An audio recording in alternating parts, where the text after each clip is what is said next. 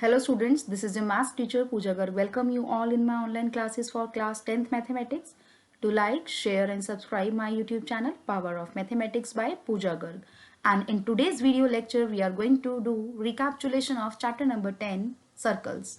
As you know, we have already completed this chapter in this week. So let's do recap with some important results and the definitions. So let's start. First of all, few definitions related to circles. You know what is a circle? Yes, circle is a collection of all the points in a plane which are at constant distance, that is radius, from a fixed point, that is center, in a same plane is said to be a circle. Next is circumference of a circle. Basically, it's a perimeter of a circle. So how you will define the distance around a circle is known as circumference and will denote by capital C and will calculate by 2 pi r, where r is radius of a circle and pi value you know it's 22/7. And we will discuss the relationship of pi as well. Next is area of circle, that is the region occupied by the boundaries of a circle is known as area of a circle, and how we will calculate it's pi r square. Next is what is a chord of a circle. It's a line segment whose endpoints lies on the circle, or simply we can say that whose endpoints lies on the circumference of a circle. Clear? This is known as chord and diameter is the longest chord. Now we'll see the relationship between radius, diameter and the circumference. If we'll multiply the radius by 2, we'll get the diameter. Same way, if we'll multiply diameter by pi, we will get the circumference. So it means we can calculate the value of pi. How? Circumference divided by diameter. So yes, so you have to remember this relation. Circumference divided by diameter is equals to pi. Students, next is arc of a circle. And you know what is an arc of a circle? It's a portion or a part of circumference. And here we have two types of arcs, that is minor arc and the major arc. Minor arc means the portion of a circle or a circumference less than the semicircle, and major means it's a greater than the semicircle. Clear? Next is sector of a circle. So sector of a circle, it's a portion of a circle enclosed by two radii and a arc. So here we have minor sector as well as major sector. Now the next one is segment of a circle.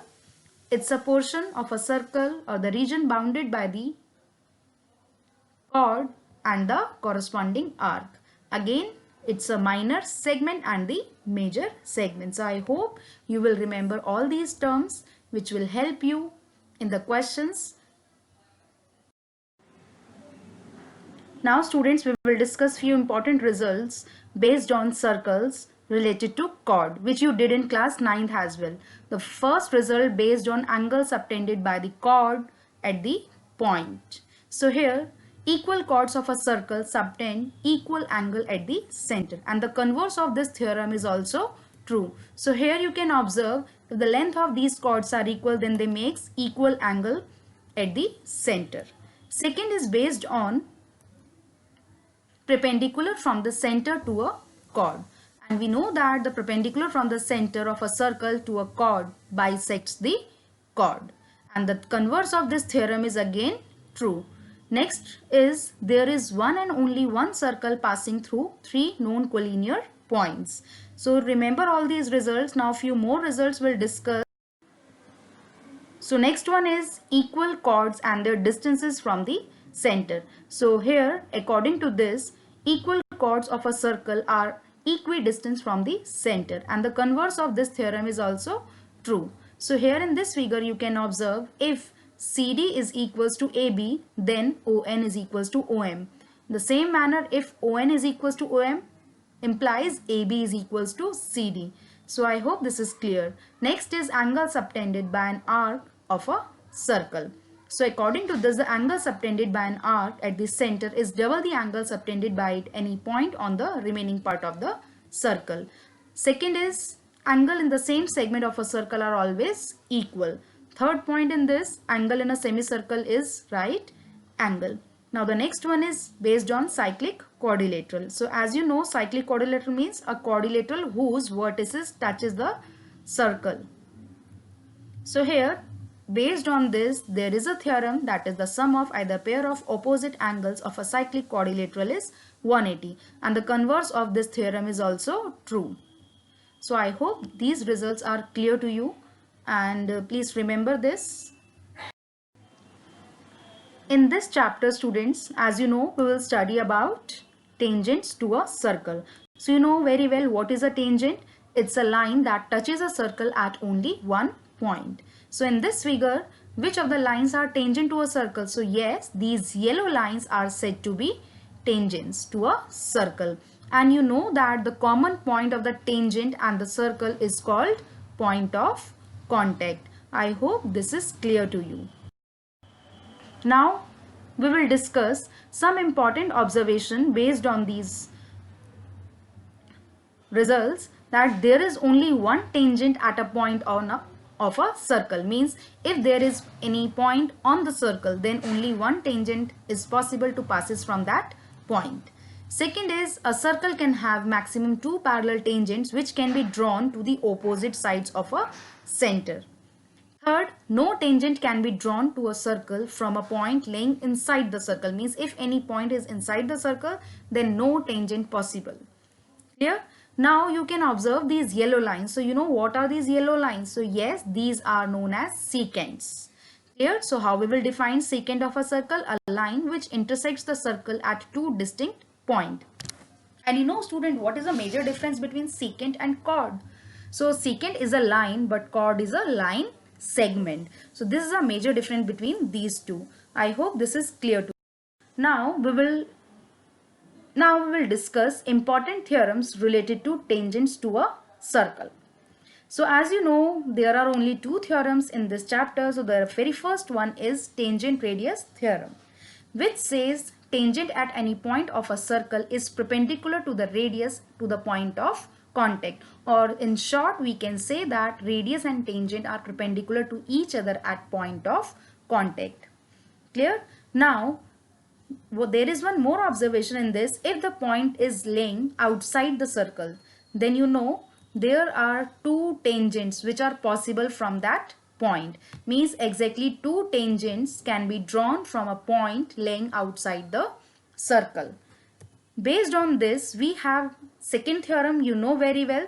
So according to second theorem, equal tangent length theorem, which says the length of the tangents drawn from external point to a circle are equal. So here you can observe P is a point which is in the exterior of circle, and A and B are the point of contact. So according to this theorem, the length of PA is equals to PB. So I hope the proof of these theorems are also clear to you, students. Now students, we will discuss some short questions based on these results and theorems. So question number first, if a point P is 17 centimeter away from the center of a circle of radius 8 centimeter. So the most important thing in this, first of all, we'll draw a correct figure. So you can observe this is a circle with center O, and there's a point P which is 17 centimeter away from center, and the radius of the circle is 8 centimeter, and we have to find the length of the tangent drawn from point P, that is PA. So it's very easy question. So first of all, you know what we will do. As you know, this OA is perpendicular on PA. You know why? Because of theorem number 1, that radius and tangent are perpendicular to each other at a point of contact. So that's why AOP is a right triangle. Now next, you know what we'll do? We'll apply Pythagoras theorem. So after applying Pythagoras theorem in this triangle OAP, we'll get the value of PA as 15 centimeters. So hence the length of the tangent from point P is 15 centimeters. Next is question number 2. In the given figure, you can observe triangle ABC is a circumscribing a circle. Means ABC is a triangle and there is a circle inside it which touches the sides of a triangle at point N, L and M respectively. And AN is given as 3 centimeter, NB is given as 4 centimeter, and the length of AC is given as 9 centimeter. And we have to calculate BC. Now you can observe AN is equals to AM, which is equals to 3 centimeter, because the tangents drawn from exterior point, that is A. Next, BN is equals to BL, which is equals to 4 centimeter, because again the tangents drawn from exterior point B. In the same manner, tangents drawn from exterior point C gives CL is equals to CM.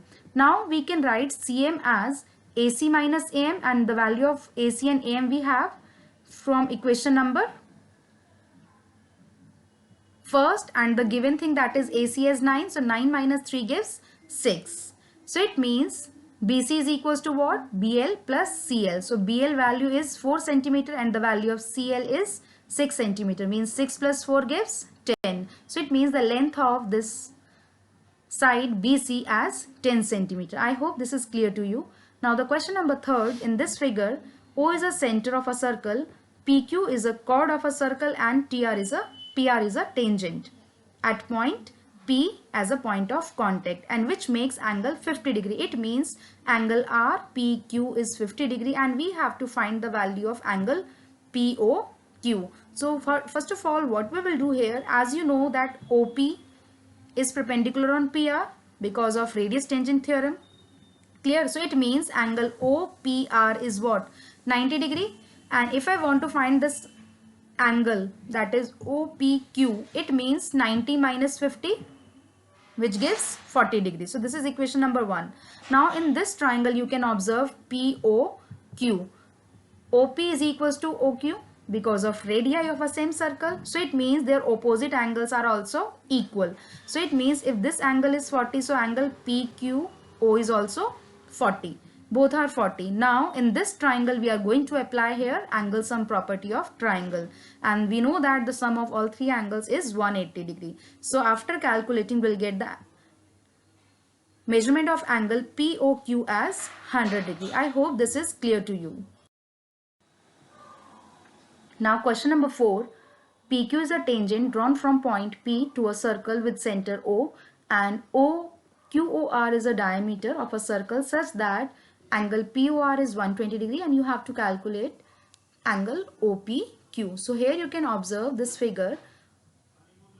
QOR is a diameter and this angle is given as 120 degree, and we have to find the value of angle OPQ. So you know what we are going to do, as you know OQ is perpendicular on QP because of radius tangent theorem. So it means angle OQP is 90 degree. Clear? Now secondly, we can calculate angle QOP by using linear pair, because it's a straight line, so we can use here linear pair. So it means it is 60 degree. Now we can observe this triangle OQP.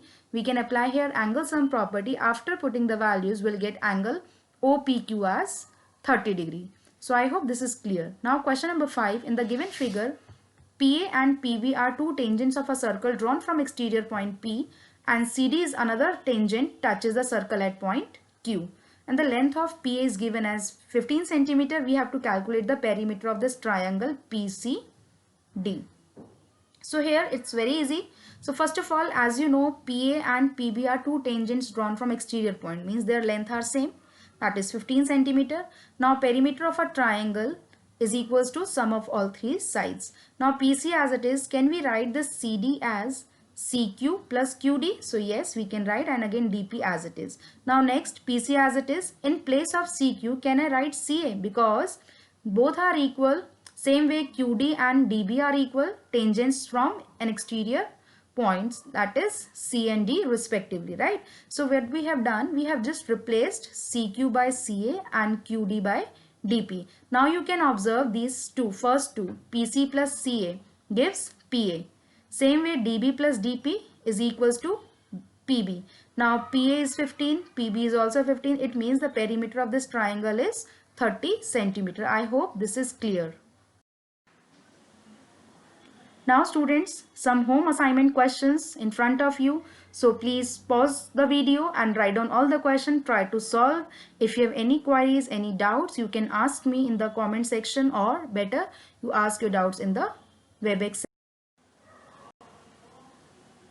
So here, try to solve, and in this question you can observe here you have to write the true and false, and you have to justify your answer as well. Means you have to Solve also, where required solving, you do solving, otherwise do proving. So I hope this is clear to you. Thank you so much, students. Have a nice day. Take care.